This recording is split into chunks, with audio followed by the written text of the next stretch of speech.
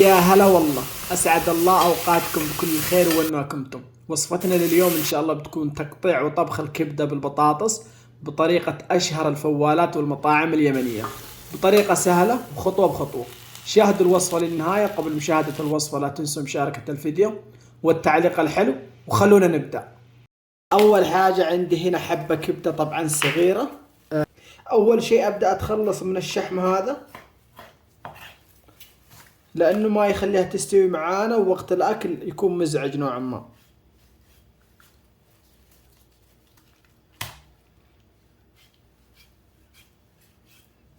المفروض يكون معاها القلب والكلاوي، بس أنا جابوا لي القلب بدون كلاوي. وبعد ما نظفتها بشرحها بالشكل هذا. طبعا هذه أبسط طريقة لتقطيع الكبدة.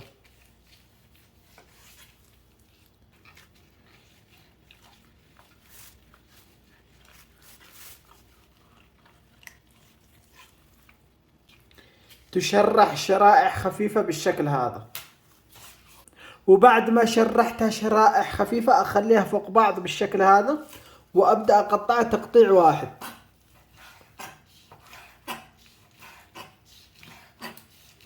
بحيث إنه يطلع معانا التقطيع كله نفس بعض.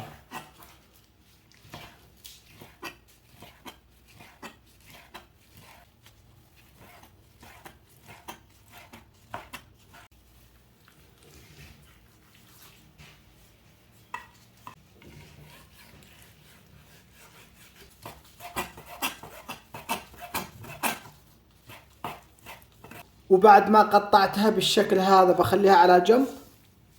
أقطع البصل وأفرمه فرم ناعم جدا.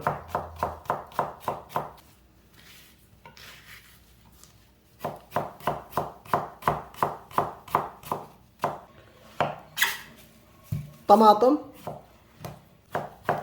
وبرضه أفرم الطماط فرم ناعم.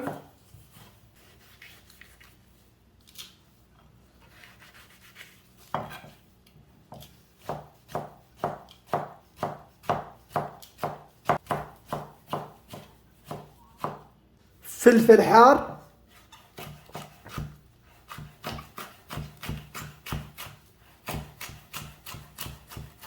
وكثير منكم طلبوا مني اني اسوي الكبدة بالبطاطس والكوسة مثل طريقة اشهر المطاعم اليمنية. طبعا اول حاجة عندي هنا حبة بطاطس، بقطعها بالشكل هذا نصفين، بعدين بقطعها بالشكل هذا شرائح صغيرة. انا بقطعها لكم بالبطيء علشان تقدروا تقطعوها وتطلع معاكم صغيرة وتستوي معاكم بسرعة.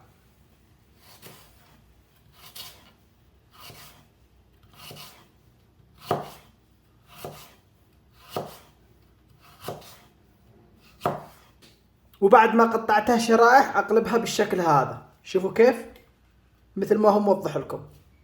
والآن اكمل تقطيع.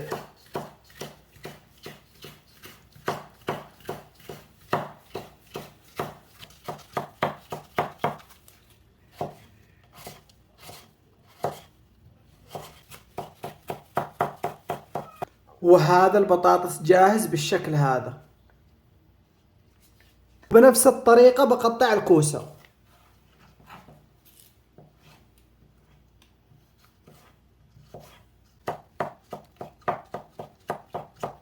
وهذه البهارات اللي بنستخدمها، طبعا انا بستخدم بهارات مشكلة مطحونة.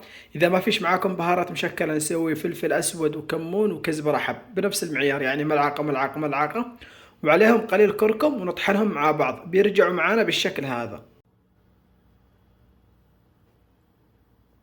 والآن ببدأ أطبخ. طبعا بستخدم الطاوة الياباني هذه، ومدة الطبخ ما تتجاوز 5 دقائق. الأغلب يستفسر كيف نطلع النار علشان ناخذ اللذعة ويعطينا نكهة حلوة للأكل. أهم حاجة في البداية نسخن الطاوة، وبعد ما سخنت الطاوة بنزل شوية زيت.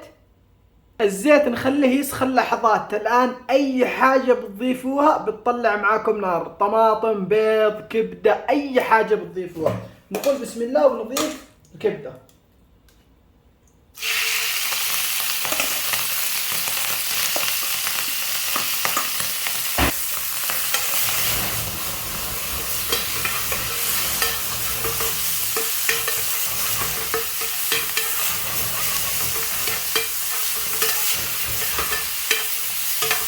نقلبها على نار عالية أقل من دقيقة. ونضيف البصل. بسم الله.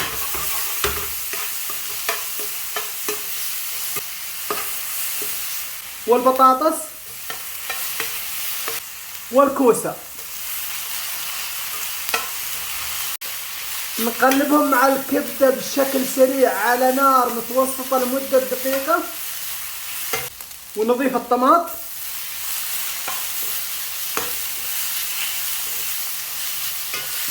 والملح، بهارات مشكلة، فلفل حار حسب الرغبة، والكزبرة. شوفوا لي ما شاء الله تبارك الله كيف رجعت. طبعا كمية الكبدة قليلة، بس الكوسة والطماطم هذا تخليها تتبارك. الآن ممكن نقدمها في الطاوة بالشكل هذا، وممكن نسخن الحرة قليل وننزل الكبدة في الحرة. بسم الله. وهذه هي جاهزة. لازم تجربوا الكبدة بالطريقة هذه. نضيف قليل فلفل حار وقليل كزبرة، وممكن نضيف لها جبنة سائلة تطلع على كيفكم. جربوا الطريقة وعليكم بالعافية، ولا تنسوا الاشتراك في القناة وتفعيل جرس التنبيهات. وإذا كنتم على الفيسبوك إعجاب ومتابعة للصفحة، وألقاكم في وصفة جديدة، وفي أمان الله.